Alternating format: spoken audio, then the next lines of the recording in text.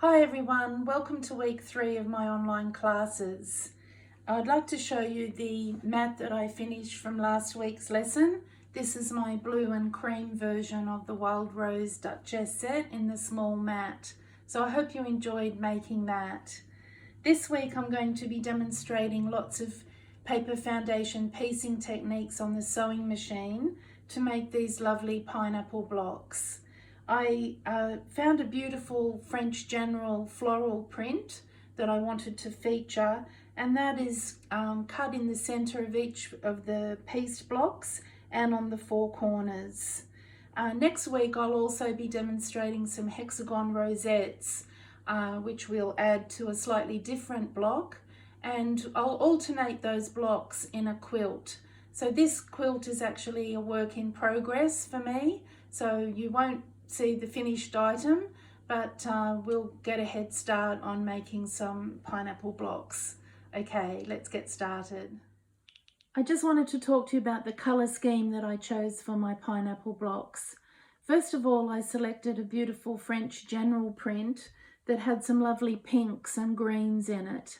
Then I went to my stash and took out all of the pinks that went together and all of the soft greens that went together. And I cut 1.5 inch strips across the width of those fabrics. It's quite a scrappy quilt, so I chose lots of different fabrics in those colours. I also wanted to set those strips off with some creams, so I chose a few random creams that were soft and light, and also cut strips from those. The first thing you'll do is print out your pattern sheet. I've given you a quilt layout diagram of what I'm proposing for this quilt. Every second block will be the full pineapple block, and then the alternating block will be the variation with the hexagons appliqued in the center. But you can make your quilt any size that you wish. You'll also print out a blocks piecing sequence diagram. So it's really sewing by numbers. What you can do is colour this in with coloured pencils to give you an idea of where each of your colours are going. I also give you a very detailed list of all of the strips that you need to cut for a block. So here I've already cut out my first round of pinks and greens, second round, third round. There's 2 lengths of cream. There's a square for the center section number 1, and there's 4 triangles for the corners of the block. In the PDF of your pattern, you will be able to print out a foundation pattern for the pineapple blocks.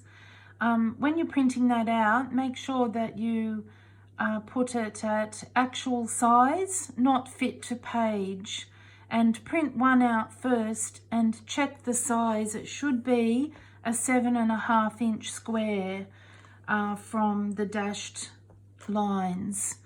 If it isn't, it doesn't especially matter because you'll continually print from the same diagram, but it should come out as 7.5.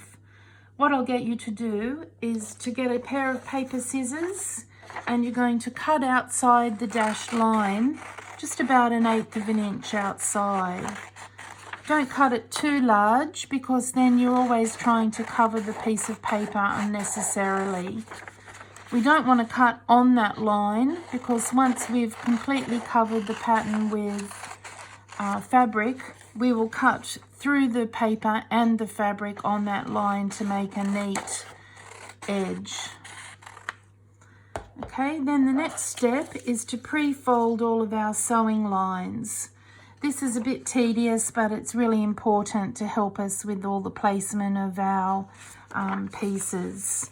So what I like to do is just press it down on a firm surface like your cutting mat, fold it over, and I'm just continually pressing it over on each of the drawn lines, which we will eventually sew on. So you just keep creasing all the way around the block. I'll keep going and I'll show you that in a moment. So here's the prepared block. I've finished folding on every one of those sewing lines in preparation for placing the pieces in their positions. Let's just look here at the finished block. You can see I've got the center fussy cut square and I've got the pink to the left and right of the center, if this is the top, and then the green on the top and the bottom. So if you've got a fussy cut directional center, you want to be consistent with the positioning of the colors. So you can see here it's sewing by numbers. So piece number 1 is your center, and then piece number 2 is a small pink strip, and number 3 on the opposite side is the same pink. So what we're going to do is place our fabric ready for stitching. When you first start paper foundation piecing, it can be a little confusing because the fabric is going to appear on the back of the paper pattern. So it feels a bit back to front. So we're actually stitching on this side, so you can see the lines to stitch, but all of the fabric will appear right side out on the back of the pattern. So in order to start off, I'm going to position my center square in the center of the paper pattern so I can see the fold lines and I can see where the center square will finish. So I need to overlap it and position it right in the middle there and just pop a pin in the center. Then I'm going to fold on the line between piece number 1 and piece number 2. So that line's already pre-folded, which makes it easier. So we're just going to flip that back and fold it. Then I just want 1/4 of an inch seam beyond the fold line. In this case, I'm using an add a quarter ruler. This one's actually the 1/8, add an 1/8. But you can also buy the add a quarter. It has a little ridge on it that hooks onto the folded paper pattern and allows you to cut your seam allowance safely. So I then just cut with my rotary cutter there, and then I get my first pink strip. I place that on the table right side up, and without folding the pattern, I'm going to lay it on top, right side down, centering the positions where I can see the folded section of the block. Line up the raw edges and flip over the pattern. I always then pin in the position of the line that I'm going to be stitching. If you're nervous about starting off and not having that in the right position, just flip it back, and then you can look through to the light, hold it up to the light and make sure that it's covering the space of the number 2 piece. With this particular block, we can actually pin number 3 on at the same time because it's on the opposite side. So I'll just repeat those steps. I'm now going to fold the paper back between number 1 and number 3. I'm going to use my ruler, line it up and trim. So just be really careful if you haven't got an add a quarter ruler that your ruler doesn't slip. Then again place the pink strip right side up and position this right side down, centered over the strip. Fold that back and put a pin on the line that we're going to be stitching. Okay, now to the sewing machine. Okay, now I'm at the sewing machine. I'm going to make sure that I sew a few stitches above and below the positioning of the line because we want these seams to intersect and cross over. So don't just start here where there's the point. I've put a little pencil line. I'm actually going to start up sewing up there. And just a few words about the setup of your sewing machine. I like to use my open toe applique foot, which on the Bernina is a number 20. That gives me greater visibility to the sewing area. If not, you can still use a 1/4 inch foot or a clear foot, but you want to be able to see the lines that you're sewing on clearly. I've also taken my stitch length right down to 1.5. So we want a very small stitch that will perforate the paper and be easy to remove the paper. So I'm going to just lower the needle here at that dot and do my tiny stitches down here on the line. So taking the pin out as I go, and then go beyond the intersection to the other dot that I drew. Then I'm going to lift the foot and carefully slide over to the opposite side, to the piece number 3 that I've pinned. And I'm going to lower the needle before the intersection and sew a few stitches and then stitch on the line and just beyond that line. Okay, then I can take it out of the sewing machine and I'll show you the next step. Okay, this is what it looks like from the other side. I'm just going to trim off all of the threads. It's best to keep it very neat as you're working. Then I'm going to use a dry iron to iron the seam allowance over away from the center. The reason I use a dry iron is because a steam iron can melt the ink on the other side of the pattern sheet, and you don't want that to make a mess. So just press that neatly out from the center, and then we're ready to put the next logs on. Now that I've pressed those seams over, I'm going to turn the pattern sheet over and fold on our next lines. So we need to put the 2 green pieces on piece 4 and 5.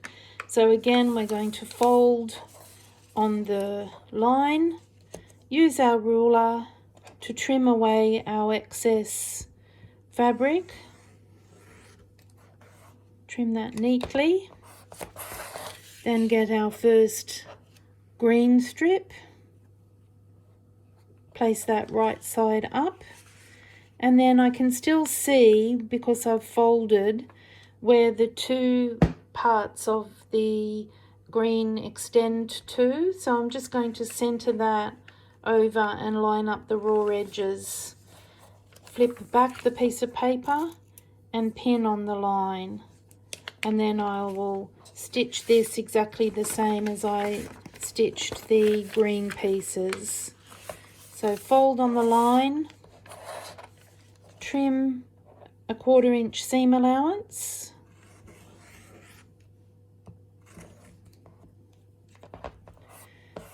get the next strip,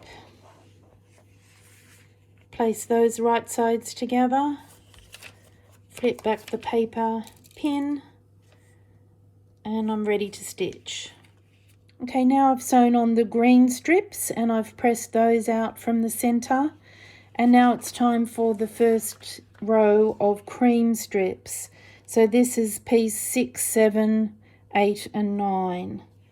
So again, I'm going to fold on the line.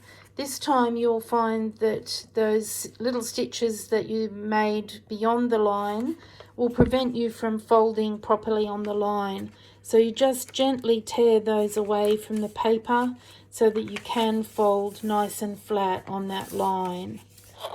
Trim away your 1/4 inch seam allowance, and then place your small strip of cream right side up and center the piece over the top. Flip back and pin. Then I'm going to fold the piece on the opposite side. So again, just tear it gently away from the paper, fold on the line, and then we'll trim and line up the next cream strip, right side up, and this right side down, fold back and pin. It's best to only put 2 of these on at a time rather than go around in a circle, because you don't want any of the edges to overlap. So then they get sewn on next. Okay, I've continued to add pieces onto the block according to the numbers. So I'm now out to the final corners, which will be covered by some of the feature floral fabric. So to do those, I'm going to turn it over and fold on the diagonal line in the corner. Fold like so. Get my ruler and cut 1/4 inch away from the edge of the paper. Trim that away. And for this, we want to center the triangle. So I'll fold the long side of the triangle and crease the middle. If you like, you can place a pin there. Have that right side up, and then have a look here. I can see the center position of the block. It's between these 2 folds, and just make sure I'm centering that, and I've got an equal amount of fabric either end of the block. Take out that pin, flip over the piece of paper and pin in several places across this seam line. You can check that that's going to fold back and completely cover the edge of the paper pattern. And then do that to all 4 corners and sew those on. And here's my completed block. So all that we need to do now is trim it down to the correct size. So I do that before I take the paper out. So flip it over, make sure that none of the triangles are caught up. And then I'm going to use a square ruler and line it up with the dashed lines. So it should be 7.5 inches.